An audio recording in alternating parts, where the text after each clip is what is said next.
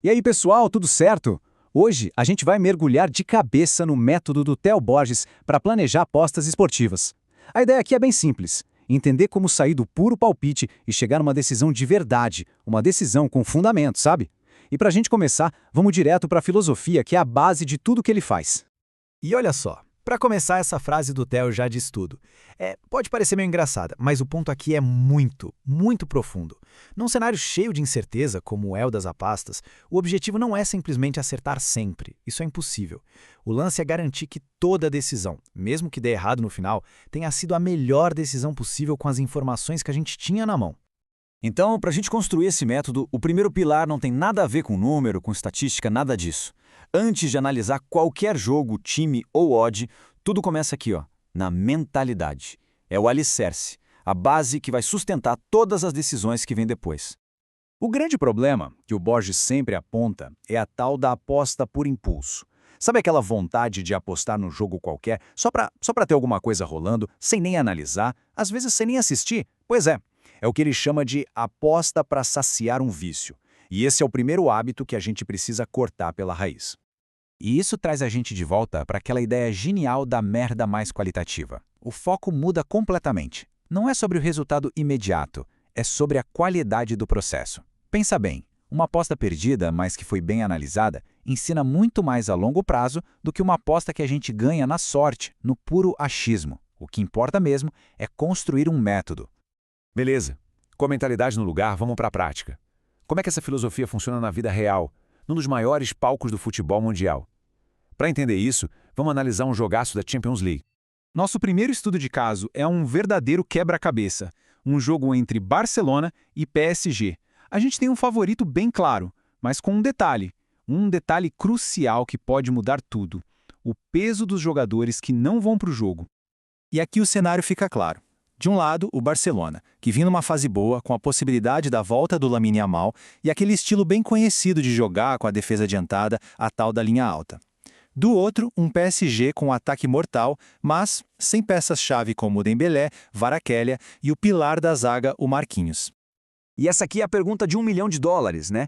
Como que essas ausências específicas mexem com o jogo? Uma aposta cega, só olhando para o nome do time favorito, ignora completamente essa camada de análise que, no fim das contas, pode ser a mais importante de todas. A conclusão do Theo, nesse caso, é a seguinte: sim, o favoritismo do Barça faz sentido, principalmente por causa dos desfalques do PSG, só que aquela linha alta do Barcelona contra um ataque rápido como o do PSG mesmo desfalcado é um risco enorme. E isso abre uma janela de oportunidade super interessante, um jogo com potencial para ambos os times marcarem. Isso mostra perfeitamente como analisar o contexto revela coisas que o favoritismo puro e simples esconde. Agora vamos trocar de ares. A gente sai do glamour da Europa e vem para o nosso querido e disputado Brasileirão.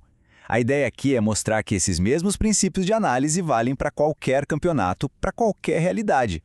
Nesse caso, a gente tem o Palmeiras, uma potência do futebol brasileiro, jogando contra o Vasco.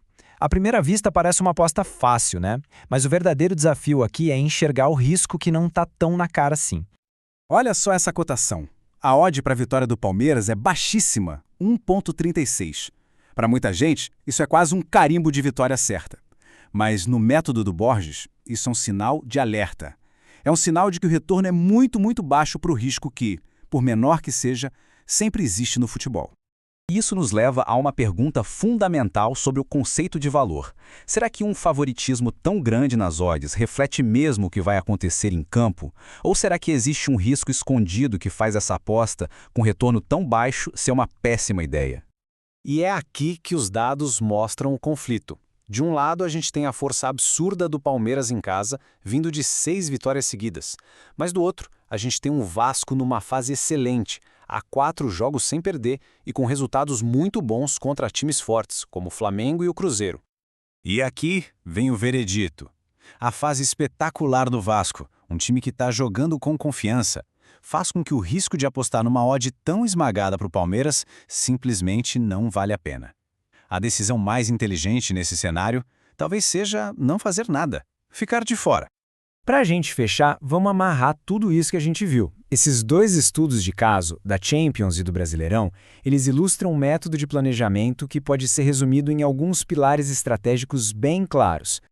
Então vamos lá, os pontos-chave são: primeiro, o momento do time é mais importante que o peso da camisa. Segundo, analisar os desfalques é crucial. Um jogador importante fora de combate pode virar o jogo de cabeça para baixo. Terceiro, a leitura do jogo ao vivo é uma ferramenta poderosa para confirmar ou até corrigir o que a gente pensou antes do jogo. E por último, e talvez o mais importante de tudo, saber a hora de não apostar é uma das maiores virtudes que se pode ter.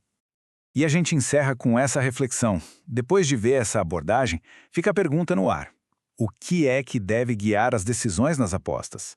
É o planejamento estruturado, aquele que busca a tal da merda mais qualitativa, ou é o simples palpite que depende só da sorte? A provocação final fica aí.